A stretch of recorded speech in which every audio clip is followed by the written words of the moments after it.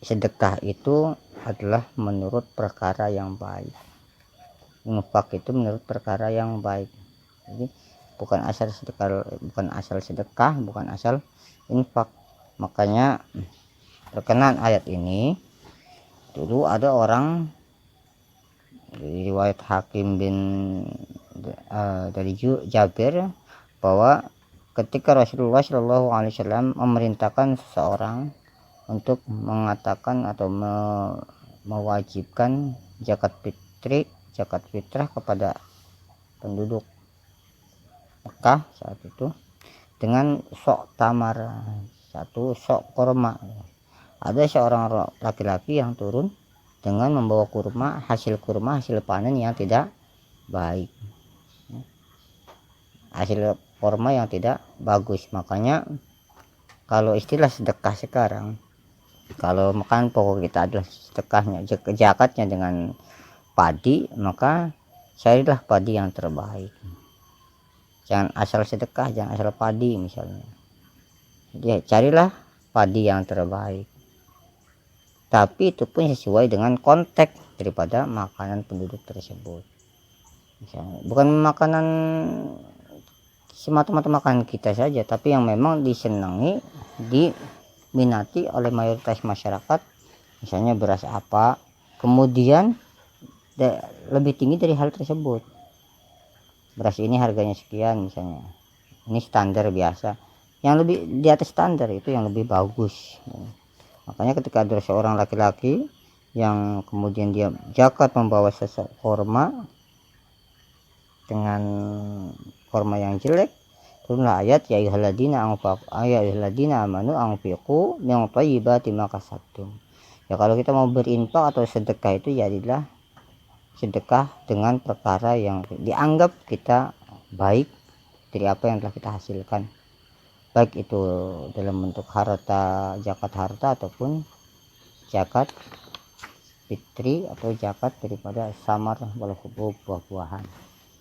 Wala tayammamu dan jasa pesira kabeh, taksudu tegese jasa pesira kabeh al khabisa ing perkara kang buruk, arrodi tegese perkara kang jelek, minhu saking madkur, minal madkur tegese saking perkara kang disebut, tungpikuna kang padang nginfakaken sapa sira kabeh hu ing ma zakati ing dalem zakat. Hal niku tungpikuna hal padang nginfakaken sapa sira kabeh hu ing ma zakati ing dalem zakat.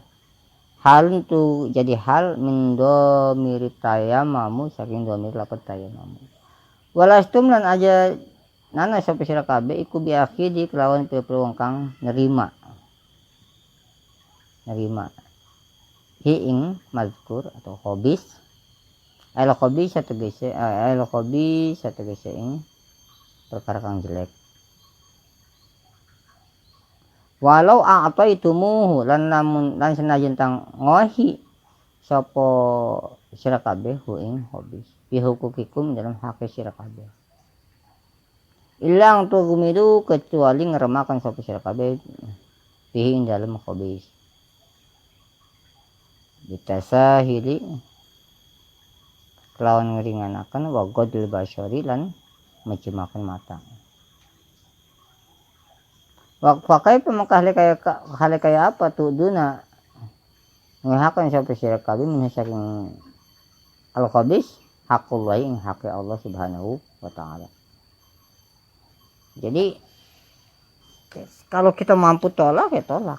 Misalnya kita menjadi amil zakat, ada orang yang berzakat dengan beras yang ketutul, misalnya beras tutul itu beras yang apa, bekatul, beras yang kecil-kecil yang hancur. Sementara dia memang mampu dalam memberikan zakat dengan beras yang baik, dia memberikan beras yang sedikit, maka bagaimana? Walastum di akhiri, jangan kita sebagai amil mengambilnya. Omongkan dulu kalau kita berhubungan dengan Allah itu yang baik. Makanya pakai patuduna minhu haqqullah ta'ala. Wong dengan sedekah saja yang diberikan kepada orang lain tidak mampu yang baik, apalagi dia berhubungan dengan Allah. Jadi terlihat terpancar dari cara sedekahnya. Oh, kalau sedekahnya saja tidak bagus gitu, bagaimana hubungan dia dengan Allah? Wa alamulan wa sapa sira kabi anna Allah satune Allah taala iku goniun dat kang semugi anna faqatikum saking infak sira kabeh hamidun tur kang terpuji mahmudun tur kang den puji ala kulli halin ing atase saben-saben tingkah asyaitanu utai utai asyaitanu utai setan iku yaidukum janji sapa setan kum ing sira kabeh ala faqo ing kepakiran yukhawifukum tegiseng weden kum sapa setan kum sira kabeh bi kelawan fakir ing tasadaqtum lamun tasedekah sapa sira kabeh fatamasaku maka nahan sapa sira kabeh wa ya'murukum lan merintah sapa setan kum ing sira kabeh bil fahsya kelawan sifat buruk al bukhli tegese pelit waman izzakati lan nolak zakat wallahu lan ta Allah iku ya'idukum janji sapa Allah kum ing sira kabeh alal infaqi ngatasé wong kang infak magfiratan kelawan ampunan minhu saking infak lidunubikum maring dosane sira kabeh wa fadlan lan anugerah rizqon tegese rezeki khalfan hale kang jadi ganti minhu saking infak wallahu lan Allah iku wasi'un dat kang luas apa fadluhu anugerah Allah alimun tur kang maha weruh bil munfiki kelawan wong kan infak. Jadi ketahuilah Allah itu tidak butuh atas sedekah kita sebenarnya. Infak kita tidak dibutuhkan oleh Allah sebenarnya. Karena Allah itu maha kaya. Ya. Namun infak yang kita jalankan itu akan kembali untuk diri kita. Akan dihasilkan apa yang daripada yang kita infakkan akan kita hasilkan pun kembalinya kepada diri kita. Gitu ya. Makanya ketika orang itu mau bahwa Allah Subhanahu wa taala itu menurunkan dua malaikat yang kemudian satu malaikat berkata lain, yang satunya berkata lain. Jadi kata malaikat berkata, jadi setiap orang yang ingin berinfak itu diturunkan oleh dua malaikat. Manusia kita, tubuh kita ini ada dua malaikat yang berkata, yang mendoakan kita gitu. Kalau kita mau sedekah, mau infak, maka malaikat mendoakan Allahumma ati munfiqan khalafan. Ya Allah, gantikanlah orang yang infak ini dengan hal yang lebih baik. Itu pasti doakan malaikat. Dan mana mungkin doanya malaikat tidak terkabulkan gitu. Makanya tidak ada sedekahnya tidak ada ceritanya orang suka sedekah itu miskin. Orang lebih banyak sedekahnya terus lebih berkembang hartanya. Kenapa? Selalu didoakan oleh para malaikat. Sementara yang lainnya malaikat berkata, ya,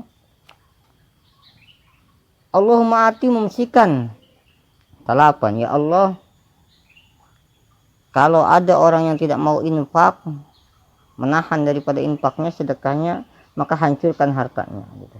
Maka hancurkan hartanya. Terus. Jadi kalau orang pelit itu tetap susah, walaupun terlihat kaya tetap susah. Kenapa? Di situ ada doa malaikat yang mendoakan keburukan untuk orang yang pelit, orang yang mentit.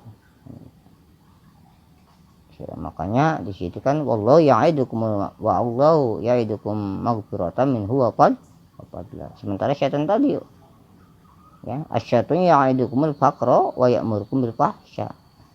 Syaitan selalu menakut-nakuti kita, kalau kita sedekah pasti harta kita habis.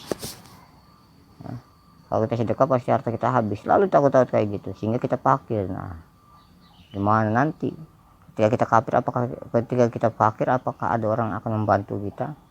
Itu janji setan dalam hati setiap orang yang ingin berbuat sedekah.